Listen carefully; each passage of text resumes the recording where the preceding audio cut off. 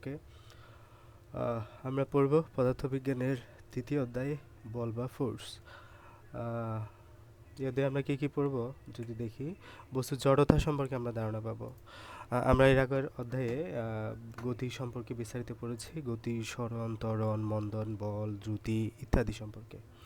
এখানে মূলত আমরা বল নিয়ে আলোচনা করব। বলের মধ্যে যে নিউটনের গতিসূত্র আছে, নিউটনের ওই 3টা গতিসূত্র নিয়ে আমরা আলোচনা করব।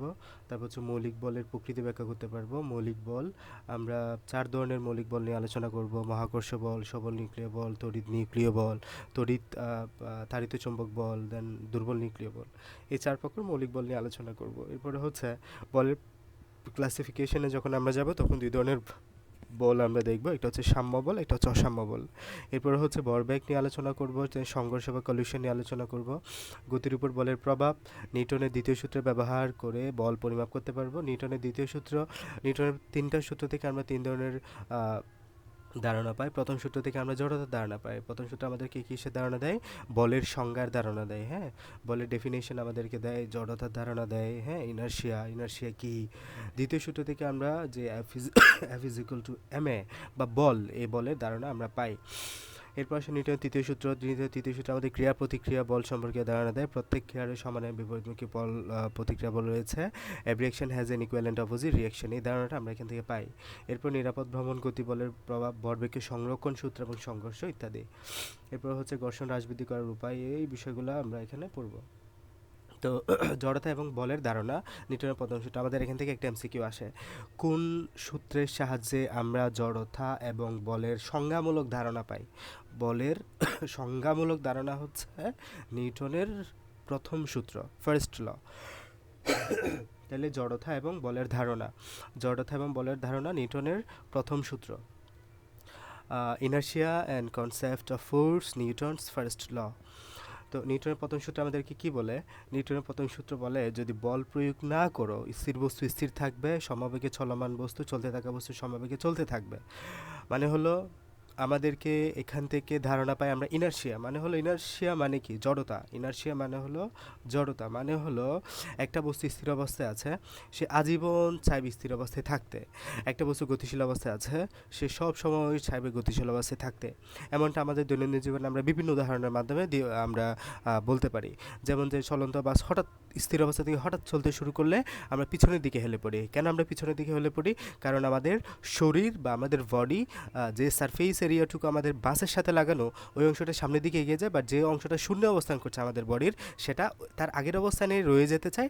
যার জন্য উপরের অংশটা এখানে রয়ে গেলেও সামনের অংশ হঠাৎ করে আমাদের নিচের অংশ হঠাৎ করে সামনের দিকে চলে যায় বাসের সাথে সাথে, যার কারণে আমরা পিছনের দিকে হেলে পড়ার মতো ঘটনা ঘটে। তাছাড়াও যখন আমাদের চলন্ত বাস হঠাৎ করে ব্রেক কষে, তখন আমরা সামনের দিকে ঝুঁকে পড়ি। কেন আমরা সামনের দিকে ঝুঁকে পড়ি? আমরা জানি যে চলন্ত বাস যখন চলা শুরু করে, তার সাথে আমাদের বডিও কিন্তু একটা গতিপ্রাপ্ত হয়। বাট হঠাৎ করে যখন বাস ব্রেক করলো, বাট আমাদের বডিতে আলাদা কোনো ব্রেকিং মেকানিজম নাই, আমাদের বডি হঠাৎ করে এরকম ব্রেক করতে পারে না, আমরা সামনের দিকে ঝুঁকে পড়ি, আমরা সামনের দিকে চলে যেতে চাই। এটা হচ্ছে গতি জড়তা, স্থিতি জড়তার উদাহরণ। তাহলে আলটিমেটলি সামারি হচ্ছে, কোনো বস্তু যে অবস্থায় আছে সেই অবস্থায় থাকতে চাওয়ার যে প্রবণতা, এটাই হচ্ছে জড়তা। আমাদের নিউটনের ফার্স্ট ল কি বলে? যদি বল প্রয়োগ না করো, তাহলে এই ক্ষেত্রে শর্ত আছে, বল প্রয়োগ করতে পারবে না। বল প্রয়োগ না করলে স্থির বস্তু স্থির থাকবে, তার মানে স্থির জড়তা। সমবেগে চলমান বস্তু সমবেগে থাকবে, তার মানে গতি জড়তা। তার মানে এই জড়তার ধারণাটা আমরা পাই বলের ফার্স্ট ল থেকে। তো এখানে আমাদের কিছু উদাহরণ দেওয়া আছে, পড়তে পারো। এখানে হচ্ছে জড়তা কি? বল প্রয়োগ না করা পর্যন্ত স্থির বস্তু স্থির থাকতে চায়, গতিশীল বস্তু যে গতিশীল থাকতে চায়, বস্তুর এই বৈশিষ্ট্যটা হচ্ছে জড়তা বা ইনার্শিয়া। হঠাৎ গাড়ি চলতে শুরু করলে আমরা যেভাবে পেছনের দিকে একটু ঝাঁকুনি খাই, সেটা হচ্ছে জড়তার উদাহরণ। নিচের শরীরের নিচের অংশ গাড়ির সাথে লেগে আছে, গাড়ির সাথে সাথে সেটা চলতে গেলে তো বুঝতে আসলে পড়ে নিবা। এরপরে গ্রাফ দেওয়া আছে, প্রয়োজন নাই খুব একটা। এবার এসে বল কি? তো নিউটনের ফার্স্ট ল থেকে আমরা বলের সংজ্ঞামূলক ধারণাটা পাই। তাহলে বল প্রয়োগ না করলে দেখো, ফার্স্ট ল থেকে আমরা কিন্তু বলের সংজ্ঞামূলক ধারণাটা পাই। এটা আমাদের পরীক্ষা আসে। কোন ল থেকে সংজ্ঞামূলক ধারণা পাওয়া যায়? ফার্স্ট ল থেকে। কীভাবে? শর্তই হচ্ছে বল প্রয়োগ না করলে স্থির বস্তু স্থির থাকবে। তার মানে তুমি এখানে বলের জায়গায় ব্লাঙ্ক করে দাও, বলের জায়গায় বল শব্দটা মুছে দাও। তার মানে এখানে কিছু একটা প্রয়োগ করলে, না শব্দটা মুছে দাও, কিছু একটা প্রয়োগ করলে স্থির বস্তু স্থির থাকবে না। সমবেগে চলমান বস্তু সমবেগে চলতে থাকবে না। তার মানে কিছু একটা প্রয়োগ করলে স্থির বস্তু, যে কিছু একটা প্রয়োগ করলে স্থির বস্তু স্থির থাকে না, গতিশীল বস্তু সমবেগে চলতে থাকবে না, তার গতির পরিবর্তন হতে পারে, সেইটাই হচ্ছে বল। তাহলে এখান থেকে আমরা বলের ধারণাটা পাই নিউটনের ফার্স্ট ল থেকে। নিউটনের ফার্স্ট লয় আমাদেরকে বলে যে বল প্রয়োগ না করলে স্থির বস্তু স্থির থাকবে। তার মানে বল প্রয়োগ করলে স্থির বস্তু স্থির থাকতেও পারে, নাও থাকতে পারে। বলের সমবেগে বস্তু চলতেও থাকে, নাও চলতে পারে। ঠিক আছে? তো এখান থেকে আমরা বলের সংজ্ঞামূলক ধারণাটা পাই, এই জন্য ফার্স্ট ল থেকে আমাদের কোয়েশ্চেন আসে। তাহলে বল কি? বল হচ্ছে এমন একটা বস্তু, এমন একটা বিষয় যা কোনো বস্তুর গতির পরিবর্তন করতে পারে বা করার চেষ্টা করে। কোনো বস্তুর ব্যাগের পরিবর্তন করতে পারে বা করার চেষ্টা করে। এমন যে মনে করো যে তুমি এখানে একটা দেওয়ালের উপর তুমি হেভি বল দিচ্ছ, হ্যাঁ, তুমি কি দেওয়ালের অবস্থান পরিবর্তন করতে পারবা? দেওয়ালটা স্থির আছে, তুমি কি এটাকে গতিশীল করতে পারবা? তাই বলে কি তুমি এটাকে বল বলবা না? হ্যাঁ, আমরা কথার সময় বলেছি যে গতিশীল করতে চাই কিংবা করে। হ্যাঁ, এটা তুমি গতিশীল করতে চেয়েছো বাট করতে পারো নাই। দিস ইজ ডাজেন্ট ম্যাটার, তোমার ডেফিনেশন ভুল। তাহলে এই ক্ষেত্রে আমরা বলবো যে গতিশীল করতে চাই কিংবা গতিশীল করে। আবার এমন হতে পারে যে মনে করো বিশাল একটা ট্রাক তোমার দিকে দিয়ে আসছে, তুমি এখানে সামনে দাঁড়ায় আছো, বল দিচ্ছ, এই থাম, তুমি কি আটকে ফেলতে পারবা? না। তার মানে তুমি কি গতিশীল একটা বস্তুকে গতিরোধ করতে পারো নাই, গতিশীল একটা বস্তুর গতির পরিবর্তন করতে পারো নাই। তার মানে এই যে তুমি বল দাও নাই, না। এটা আমরা বলেছি যে করতেও পারে, নাও করতে পারে। ঠিক আছে? এটা সিচুয়েশনের উপর ডিপেন্ড করবে। তো আমরা এভাবে যদি বলের সংজ্ঞাটা বলি, যা কোনো বস্তুর অবস্থান পরিবর্তন করতে পারে, যা কোনো বস্তুর স্থির বস্তুকে গতিশীল করতে পারে বা গতিশীল বস্তুর ব্যাগ পরিবর্তন করতে পারে। একটা সাইকেল হেঁটে যাচ্ছে, তুমি তাকে বল দিয়ে থামিয়ে দিয়েছো, তাহলে তুমি গতির পরিবর্তন করেছো না? একটা নির্দিষ্ট ব্যাগে সে প্রাপ্ত ছিল 12 ms ইনভার্স ব্যাগ, তুমি ব্যাগ 0 করে ফেলেছো, তার মানে গতির পরিবর্তন করেছো। আবার একটা বস্তু মনে করো এখানে আছে, তুমি এটাকে ঠেলা দেওয়ার পরে নির্দিষ্ট ব্যাগ প্রাপ্ত হলো, তাহলে ব্যাগ ছিল তার 0, বাট তুমি ব্যাগ মনে করো একটা নির্দিষ্ট ব্যাগ প্রাপ্ত করেছো, তার মানে একটা ব্যাগ প্রাপ্ত হলো। তার মানে কোনো একটা বস্তুর উপর কিছু প্রয়োগ করার ফলে যখন তার অবস্থানের পরিবর্তন হয়, তখন তার বলের ব্যাগের পরিবর্তন হতে চায় বা হয়, তখন তাকে আমরা বলি বল।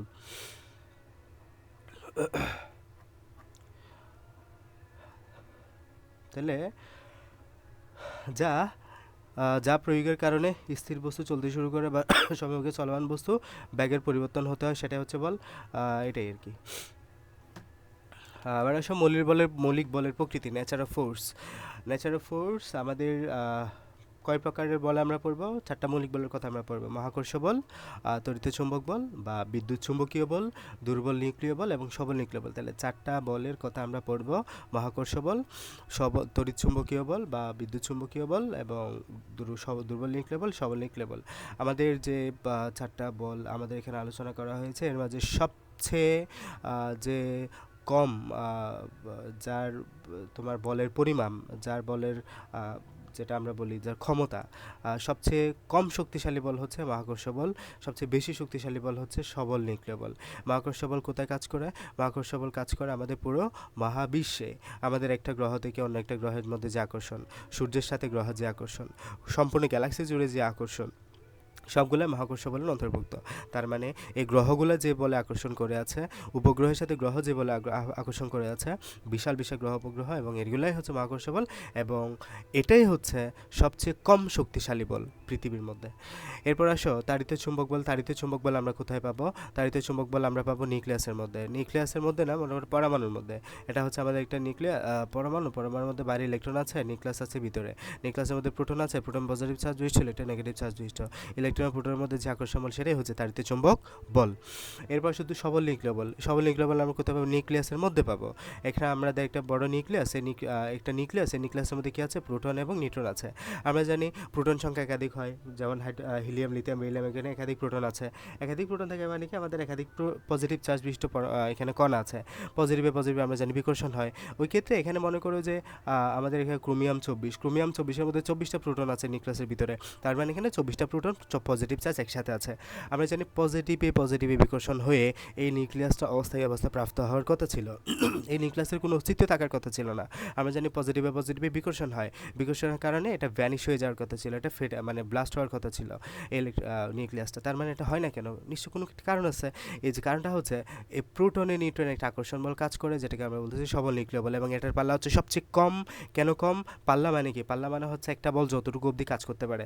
মনে করো এখানে একটা পজিটিভ চার্জ রেখেছ, একটা পজিটিভ চার্জ রেখেছে, এই পজিটিভ চার্জ তার একটা নির্দিষ্ট এরিয়া জুড়ে সে কোনো পজিটিভ চার্জকে বিকর্ষণ করবে, কোনো নেগেটিভ চার্জকে আকর্ষণ করবে। যে এরিয়া জুড়ে তার আকর্ষণ বা বিকর্ষণ বলের প্রভাবটা বজায় রাখতে পারে সেটা হচ্ছে তার পাল্লা। এখানে আমাদের নিউক্লিয়াসটা একেবারে পরমাণুর তো এমনিই ছোট।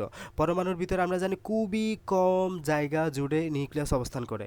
এই নিউক্লিয়াসের মধ্যে আবার প্রোটন নিউট্রন আছে, তার তার থেকেও ছোট। তার মানে এই প্রোটন নিউট্রনের মধ্যেই সবল নিউক্লিয় বল। তার মানে সবল নিউক্লিয় বলের পাল্লাটা একেবারে ছোট, 10⁻15 মিটার সবল নিউক্লিয় বলের পাল্লা। মানে এত কম জায়গা জুড়ে এটা অবস্থান করে সবল নিউক্লিয় বল। তো এই যে সবল নিউক্লিয় বলের হচ্ছে এখানে কাজ করে আমাদের নিউক্লিয়াসের মধ্যে, এবং সবল নিউক্লিয় বলের জন্য আমাদের কোনো নিউক্লিয়াস আমরা যখন নিউক্লিয়াসগুলো একটা স্থিতিশীলতা প্রাপ্ত হয়।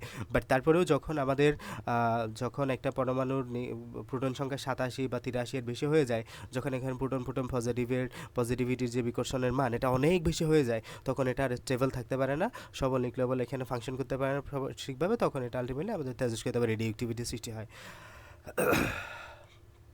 তাহলে আসে আবার মহাকর্ষ বল, আমরা বিস্তারিত একটু পড়ি। মহাকর্ষ বল মানে কি? মহাকর্ষ বল হচ্ছে যে পৃথিবী সৃষ্টিজগতের সকল বস্তু তাদের ভরের কারণে একে অপরের যে বল দিয়ে আকর্ষণ করে সেটা হচ্ছে মহাকর্ষ বল। তো গ্র্যাভিটন নামক একটা কণার কারণে মহাকর্ষ বল সৃষ্টি হয়ে থাকে বলা হয়। তো এই যে মহাকর্ষ বলের কারণে গ্যালাক্সির ভিতরে নক্ষত্ররা ঘুরপাক খায়, কিংবা সূর্যকে ঘিরে পৃথিবী ঘুরে, পৃথিবী কেন্দ্রে চাঁদ ঘুরে। পৃথিবীর মহাকর্ষ বল যখন আমাদের উপরে কাজ করে তখন সেটাকে আমরা বলি মাধ্যাকর্ষণ। এই মাধ্যাকর্ষণ বল আমাদের পৃথিবীর কেন্দ্রের দিকে অর্থাৎ নিচের দিকে টেনে রেখেছে। এর কারণে আমরা নিজের ওজনের অনুভূতি পাই। পদার্থবিজ্ঞানের একটা চমকপ্রদ বল হচ্ছে মহাকর্ষ বল। বর আছে সেরকম যে কোনো বস্তু অন্য বস্তুকে মহাকর্ষ বল দিয়ে আকর্ষণ করে। আমরা এই অধ্যায়ে মহাকর্ষ বল নিয়ে আরেকটু বিস্তারিত আলোচনা করব। তো এবারে আসো যে তাড়িত চুম্বক বল বা বিদ্যুৎ চুম্বকীয় বল। তো তাড়িত চুম্বক বল বা বিদ্যুৎ চুম্বকীয় বল তো দেখেছো, আমরা বললাম ইলেকট্রন এবং প্রোটন বা পজিটিভ নেগেটিভের মধ্যে যে আকর্ষণ। তো পজিটিভ নেগেটিভ আমাদের কীভাবে সৃষ্টি হয়? ইলেকট্রন আদান প্রদানের কারণে। মনে করো যে পজিটিভ নেগেটিভ চার্জ আলটিমেটলি, এখানে অন্য কোনো উদাহরণ দিয়ে বোঝাইছে, চিরুনি দিয়ে আচরণের ফলে কাগজের টুকরো আকর্ষণ করে, এটা একটা বিদ্যুৎ চুম্বকীয় বল হতে পারে। কারণ এখানে আমাদের ইলেকট্রন আদান প্রদান হয়, একটা পজিটিভ চার্জে চার্জ দিতে হয়, একটা নেগেটিভ চার্জে চার্জ দিতে হয়। হ্যাঁ, তো এটা কিন্তু অনেক বেশি শক্তিশালী বল। এটা মহাকর্ষ বলের চাইতে এটা 10⁻36 গুণ বেশি শক্তিশালী এটা। তো এরপর এসে দুর্বল নিউক্লিয় বল। এই দুর্বল নিউক্লিয় বল বিটা কণা ক্ষয়ের জন্য দায়ী মূলত এটা। তো মহাকর্ষ এবং বিদ্যুৎ চুম্বকীয় যে কোনো দূরত্বে কাজ করতে পারে, কিন্তু এই বলটা খুব অল্প দূরত্বে কাজ করতে পারে। এটা আসলে এখানে দিয়েছে 10⁻80 মিটার, আমাদের এইচএসসিতে 10⁻60 মিটার দেওয়া আছে। হ্যাঁ, এইচএসসিতে 10⁻60 মিটার, তোমাদের এসএসসির বইটা পড়বা 10⁻80 মিটার কাজ করে এটা, মানে পাল্লা আর কি, এটা কতটুকু অবধি কাজ করতে পারে। সবল নিউক্লিয় বল 10⁻50 আছে। হ্যাঁ, এটা ঠিক আছে, 10⁻50 মিটার, এইচএসসিতে 10⁻50 আছে। তো 100 গুণ বেশি শক্তিশালী, এটা অল্প দূরত্বে কাজ করতে পারে 10⁻50 মিটার। হ্যাঁ, এটা অনেক বেশি শক্তিশালী এটা। তো পরমাণুর কেন্দ্রে যে নিউক্লিয়াস রয়েছে তার ভিতরে প্রোটন এবং নিউট্রনের নিজেদের মাঝে এই প্রচণ্ড শক্তিশালী বল কাজ করে, নিজেদের আটকে রাখে। প্রচণ্ড বলে আটকে থাকার কারণে এর মাঝে অনেক শক্তি জমা থাকে, তাই বড় নিউক্লিয়াসকে ভেঙে ছোট নিউক্লিয়াসকে জোড়া দিয়ে এই বলের কারণে অনেক শক্তি দিয়ে তৈরি করা সম্ভব। নিউক্লিয়ার বোমা সেজন্য অত শক্তিশালী, সূর্য থেকে আলোর তাপ এই বল দিয়ে তৈরি হয়। এই 4 ধরনের বলের মূল এক জায়গায়, এবং তারা সবগুলোকে এক সূত্র দিয়ে ব্যাখ্যা করার চেষ্টা করছে। তড়িৎচুম্বকীয় এবং দুর্বল নিউক্লিয় বলকে এর মাঝে একই সূত্র দিয়ে ব্যাখ্যা করা সম্ভব হয়। এইগুলো আর কি পড়ে দেখবা। এবার সব বলের প্রকারভেদের মধ্যে আমরা 2 প্রকারের বল এখানে পড়বো। একটা হচ্ছে সাম্য বল, এটা হচ্ছে অসাম্য বল বা সাম্যতা বল বা সাম্যতাবিহীন বল। তো এগুলা মোটামুটি যে আমার কিছু না, এখানে জাস্ট এমনি রিডিং দিতে পারো একবার। সাম্য অসাম্য এগুলো জাস্ট এমনি রিডিং দিলে চলবে, খুব একটা কোয়েশ্চেন আসে তা না। ভরবেগ বা মোমেন্টাম হচ্ছে আমাদের ভর এবং বেগের গুণফল। হ্যাঁ, ভর এবং বেগের গুণফলকে আমরা বলি ভরবেগ p=mv, এবং এটা হচ্ছে একটা ভেক্টর রাশি, মনে রাখতে হবে। ভরবেগ একটা ভেক্টর রাশি, এবং আমরা কি বলেছি p=mv। তাহলে মাত্রাটা বের করো, mlt−1 ভরবেগের মাত্রা কি mlt−1, ভরবেগের মাত্রা হচ্ছে mlt−1, আর হচ্ছে কেজি, ভরের একক কেজি, ms−1, কেজি ms−1 হচ্ছে তার একক। ঠিক আছে, এরপরে সংঘর্ষ বা কলিশন, ভরবেগ এবং শক্তির সংরক্ষণশীলতা। ভরবেগের সংরক্ষণশীলতা মানে হলো একটা সংঘর্ষ হলো দুটো বস্তুর মাঝে, এমন একটা বস্তু, M2 একটা বস্তু, M1 এবং M2 এর মাঝে সংঘর্ষ হলো। এখানে একটা আদিবেগ আছে, এখানে একটা আদিবেগ আছে U1, এখানে একটা আদিবেগ আছে U2। এটা V1 বেগে যাত্রা শুরু করলো, এটা মনে কর আদিবেগ হয়ে এটা সংঘর্ষে লিপ্ত হলো, আদিবেগ দিয়ে তারা সংঘর্ষে লিপ্ত হলো। সংঘর্ষে লিপ্ত হওয়ার পরে তাদের মাঝে B1 বেগ প্রাপ্ত হলো, এটার মাঝে B2 বেগ প্রাপ্ত হলো। তো আমাদের সিস্টেমে আমাদের যে সংরক্ষণশীলতার সূত্র ভরবেগের, সেটা বলে যে সংঘর্ষের পূর্বে বস্তু দুটির ভরবেগের সমষ্টি। সংঘর্ষের পূর্বে খেয়াল করো, সংঘর্ষের পূর্বে বস্তু দুটো হচ্ছে M1 এবং U1 ভরবেগ সংঘর্ষের পরে ভরবেগ কত? প্রথম বস্তুর M1 এবং U1, সংঘর্ষের পরে দ্বিতীয় বস্তুর ভরবেগ কত? M2 U2। সংঘর্ষের পূর্বে বস্তু দুটির ভরবেগের যোগফল M1 U1 plus M2 U2 is equal two সংঘর্ষের পরে বস্তু দুটির ভরবেগের যোগফলের সমান। সংঘর্ষের পরে বেগ কত? B1। তার মানে প্রথম বস্তুর শেষ ভরবেগ কত? M1 V1। দ্বিতীয় বস্তুর শেষ ভরবেগ কত? M2 V2 is equal two plus. তাহলে M1 V1 plus M2 V2 is equal to M1 U1 plus M2 U2। এটা হচ্ছে আমাদের শক্তির ভরবেগের সংরক্ষণশীলতা। এই যে এখানে চিত্র দিয়ে দেখাইছে বিষয়টা। আর আসো শক্তির সংরক্ষণশীলতা। শক্তি বলতে মূলত আমরা গতিশক্তিকেই বুঝি। গতিশক্তির সংরক্ষণশীলতার সূত্র আমাদের অনেক সময় দিয়ে দেয় পরীক্ষায়। তো আমরা গতিশক্তির সূত্র জানি half of M V square, আদিবেগ ধরলে half of M one U one square, হ্যাঁ, M1 V1 স্কোয়ার। তো সেম যে সংঘর্ষের পূর্বে বস্তু দুটার গতিশক্তির সমষ্টি, এই যে half M1 U1 square half M2 U2 square. সংঘর্ষের পূর্বে ইউ মানে পূর্বে আর ভি মানে পরে, half M1 V1 square plus half M2 V2 square. সংঘর্ষের পরে বস্তু দুটার ভরবেগের যোগফলের গতিশক্তির যোগফলের সমষ্টির সমান। এরপর আসো নিরাপদ ভ্রমণ, গতি ও বল। তো এক্ষেত্রে আহামরি কিছু নাই। এবার আসে নিউটনের দ্বিতীয় সূত্র। নিউটনের দ্বিতীয় সূত্র আমাদের কী বলে? বস্তুর গতির উপর বলের প্রভাব। এক্ষেত্রে আমাদের নিউটনের দ্বিতীয় সূত্র কাজে লাগে। দ্বিতীয় সূত্রটা হচ্ছে বস্তুর ভরবেগের পরিবর্তনের হার। খেয়াল করো, প্রত্যেকটা শব্দ ভালো মতো খেয়াল করো। বস্তুর ভরবেগের পরিবর্তন। আচ্ছা, ভরবেগ মানে হলো আমাদের M1 হচ্ছে MU হচ্ছে মনে করো আদি ভরবেগ, MB হচ্ছে শেষ ভরবেগ। ভরবেগের পরিবর্তন মানে কি বোঝাচ্ছে? শেষ ভরবেগ থেকে আদি ভরবেগ বিয়োগ, তার মানে MB মাইনাস MU। ঠিক আছে, এই যে তার মানে আমরা এতটুকু ঠিক করলাম। বস্তুর ভরবেগের পরিবর্তন মানে বিয়োগফল, ভরবেগ মানে MB। তাহলে বস্তুর ভরবেগের পরিবর্তন মানে শেষ থেকে আদি বিয়োগ।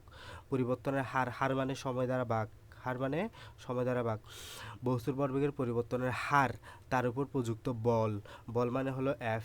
এই যে এটা সমানুপাতিক MB minus MU divide by T, মানে আমরা যেটা বলতেছি সেটা। তার মানে বস্তুর ভরবেগের পরিবর্তন হার MB মাইনাস MU, হার মানে ডিভাইড বাই টি, প্রযুক্ত বলের সমানুপাতিক। এই যে F সমানুপাতিক বল যেতে, তাহলে এতটুকুই। আর এটা হচ্ছে বল যেদিকে ঘটে বস্তুর ভরবেগ সেদিকে ঘটে। তাহলে এটা দেখো এবার একটু ভাঙাও। তাহলে এখানে যদি F সমানুপাতিক চিহ্ন থাকে, এখানে যদি দুই পাশে M কমন নাও, M কমন নিলে B minus U divide by কী হয়? B minus U, M common নিলে এখানে ভিডিওর টি থাকে। তাহলে F সমানুপাতিক B minus U divide by T is equal to কি? বা ত্বরণের সূত্র কি? A is equal to B minus U divide by T না? তাহলে এটা হচ্ছে M রয়ে যাবে আর এটার সময় A হবে। তাহলে F সমানুপাতিক M এ, সমানুপাতিক পরিবর্তে যদি একটা ধ্রুবক নিয়ে আসো, ধ্রুবক যদি 1 হয়, তাহলে F is equal two M এ। এখান থেকে আমাদের F is equal two M এর সূত্র হয়ে গেছে। ঠিক আছে, এটা হচ্ছে দ্বিতীয় ভরবেগের জন্য যে ডেরিভেটিভ সেটা। তো এখানে এর ভ্যালু কত? 1। তো আমাদের বলের একক কি? বলের একক হচ্ছে নিউটন আর মাত্রা হচ্ছে MLT ইনভার্স 2। কীভাবে আসছে? এই যে বলের একক M, বলের মাত্রা L, আর এটা হচ্ছে LT ইনভার্স 2, MLT ইনভার্স 2 বলের মাত্রা। এরপরে হলো এখানে এগুলো আমরা শিক্ষিত করব মূলত। এরপর সব মহাকর্ষ বল, গ্র্যাভিটেশনাল ফোর্স সম্পর্কে কিছু আলোচনা এখানে আছে। তো গ্র্যাভিটেশনাল ফোর্স আমরা কিভাবে ব্যাখ্যা করব? মনে করি যে দুটো বস্তু এখানে, এটা হচ্ছে M1, একটা হচ্ছে M2। তো এই দুটা বস্তুর মাঝে যে মহাকর্ষ বল, এই মহাকর্ষ বলটার ভ্যালু হচ্ছে বস্তু দুটার বরের গুণফলের সমানুপাতিক। বস্তু দুটার বরের গুণফলের সমানুপাতিক, এফ সমানুপাতিক m1 m2, এবং F one inversely proportional with R square radius square. মানে হলো আমাদের মহাকর্ষ বলটা দুইটা বস্তু যদি m1 এবং m2 আর দূরত্বে থাকে, তাদের মধ্যে যে মহাকর্ষ বল, এই মহাকর্ষ বলটা তাদের ভরের গুণফলের সমানুপাতিক, দূরত্বের বর্গের ব্যস্তানুপাতিক। ঠিক আছে?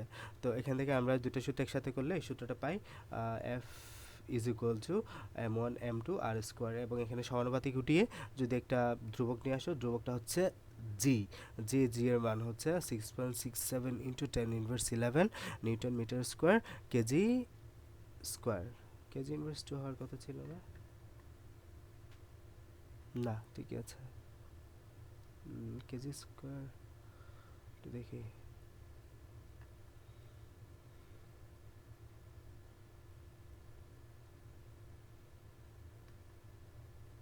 আচ্ছা, এটা মূলত ওই সূত্র থেকে, আরেকটা সূত্র থেকে বের করে নিয়ে আসতে হবে, এখানে নিচে করা যাচ্ছে না।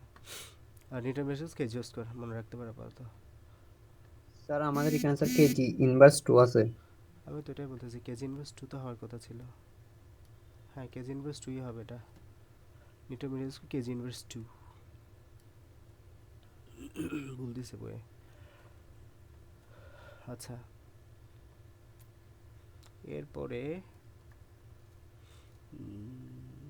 বাদ গেলাম এমসিকিউ তো আসে, তোমরা চ্যানেল প্র্যাকটিস করতে পারো।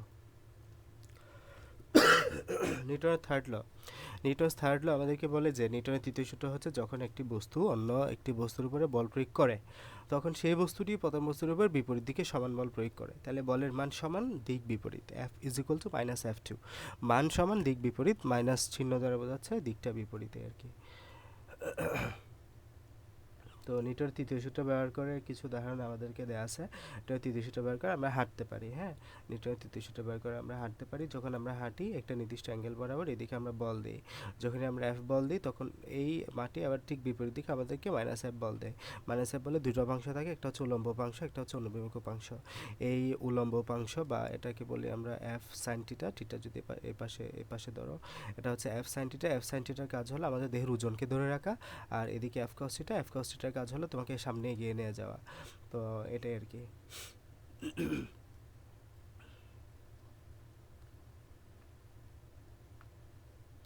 ঘর্ষণ বল, ঘর্ষণ বলের সম্পর্কে কিছু কথাবার্তা বলা আছে। এখান থেকে সিকিউ তো আসে না খুব একটা, এমসিকিউ আছে দেখা যায়। ঘর্ষণ বলের প্রকারভেদ একটু ভালো মতো পড়তে হয়। ঘর্ষণ বলের 4 প্রকার: স্থিতি ঘর্ষণ, গতি ঘর্ষণ, আবর্ত ঘর্ষণ, প্রবাহী ঘর্ষণ।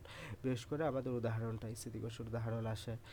তো স্থিতিঘর্ষণ কাকে বলে এটাও আসতে পারে। দুটো বস্তু একে অন্যের সাপেক্ষে স্থির থাকা অবস্থায় যে ঘর্ষণ বল থাকে সেটাই হচ্ছে স্থিতিঘর্ষণ। হ্যাঁ, দুটো বস্তু স্থিতি থাকা অবস্থায় যাদের মধ্যে যে ঘর্ষণ বল কাজ করে সেটা হচ্ছে স্থিতিঘর্ষণ। স্থিতিঘর্ষণের জন্য আমরা হাঁটতে পারি, আমাদের পা কিংবা জুতোর তলা মাটিতে স্থিতিঘর্ষণের কারণে আটকে থাকে এবং পা পিছলে পড়ে যায় না। গতিঘর্ষণ বা স্লাইডিং ফ্রিকশন, একটা বস্তু ওর সাপেক্ষে অন্য বস্তু যখন চলমান হয় তখন সেই যে ঘর্ষণ বল তৈরি হয় সেটি হচ্ছে গতিঘর্ষণ, স্লাইডিং ফ্রিকশন। তো গতিঘর্ষণ এটাই। দেন হলো আবর্ত ঘর্ষণ বা রোলিং ফ্রিকশন। উদাহরণগুলো একটু মাথায় রাখলে চলবে। আবর্ত ঘর্ষণ বা রোলিং ফ্রিকশন, একটি তলের উপর যখন অন্য একটি বস্তু গড়িয়ে চলে, মনে করো টেবিলের উপর কলমকে তুমি গড়গড়ায় দিলা, তাহলে এটা হচ্ছে তোমার আবর্ত ঘর্ষণের উদাহরণ হবে। প্রবাহী ঘর্ষণ মানে হচ্ছে কোনো একটা প্রবাহী বায়বীয় হইতে পারে, তরল হইতে পারে, যখন সেটা যায় তখন সেটা হচ্ছে প্রবাহী ঘর্ষণ। এই যে প্যারাশুট দিয়ে দেখাচ্ছে একটা প্রবাহী ঘর্ষণ, এটাই। তো ঘর্ষণের কিছু প্রভাব আছে। ঘর্ষণকে আমরা প্রয়োজনীয় উপদ্রব বলে থাকি, নেসেসারি ইভিল বলে থাকি। কেন বলা হয় এটা নিয়ে কিছু পড়াশোনা আছে। এই জায়গায় ঘর্ষণ আমাদের দরকার। এই যে টায়ারের পিস্টে আমরা ঘর্ষণ বাড়ানোর জন্য এখানে কাঁচ কাটা দেওয়া হয়। তারপর হচ্ছে রাস্তার মসৃণতা, এগুলো এই যে রাস্তার বেশি মসৃণ হলে ঘর্ষণ হতে চায় না, ফলে রাস্তা চাকা পিছলে যায়, অ্যাক্সিডেন্ট হতে পারে, দুর্ঘটনার সম্ভাবনা থাকে। গতি নিয়ন্ত্রণ, ব্রেকিং বল। তো ঘর্ষণ কমানো বাড়ানো, ঘর্ষণ কমানোর জন্য আমাদের এই বল বিয়ারিংটা ব্যবহার করা হয়। ঘর্ষণ বাড়ানোর জন্য আমাদের অমসৃণ বা খসখসে করে তোলা হয়, যেমন কাঁচ কাটা থাকে আমাদের চাকাগুলোতে। হ্যাঁ, এখানে আর কিছু বলা হয়েছে, পড়তে পারো। এটা খ নাম্বার মাঝে মাঝে আসে যে ঘর্ষণ একটা প্রয়োজনীয় উপদ্রব ব্যাখ্যা করো। তো যেটা একদিকে দরকার হয় অন্যদিকে এটা আমাদের জ্বালানি খরচের জন্য দায়ী হয়, এই জন্য এটাকে আমরা প্রয়োজনীয় উপদ্রব বলে থাকি। কারণ এটা যদি না থাকতো তাহলে আমাদের দুর্ঘটনা হতো। হুম, যদি রাস্তায় আমরা এমন যদি হতো যে ব্রেক করা যাচ্ছে না, গাড়ি চালানো শুরু করলে গাড়ি ব্রেক করা যাবে না, ঘর্ষণ বল না থাকলে তো ব্রেক করা যেত না, তার মানে এটা গুরুত্বপূর্ণ। আবার এটার জন্য আমাদের অতিরিক্ত জ্বালানির প্রয়োজন, ইঞ্জিনে আমাদের আমরা জানি মোবিল ইউজ করতে হয়, লুব্রিকেটিং এজেন্ট ইউজ করতে হয়, এগুলোর জন্য আমাদের ঘর্ষণ প্রয়োজনীয় উপদ্রব বলতেই পারি। তো এতটুকুই, আমরা নেক্সট দিন হলো এদের সিকিউ সলভ করবো আর কি। হ্যাঁ।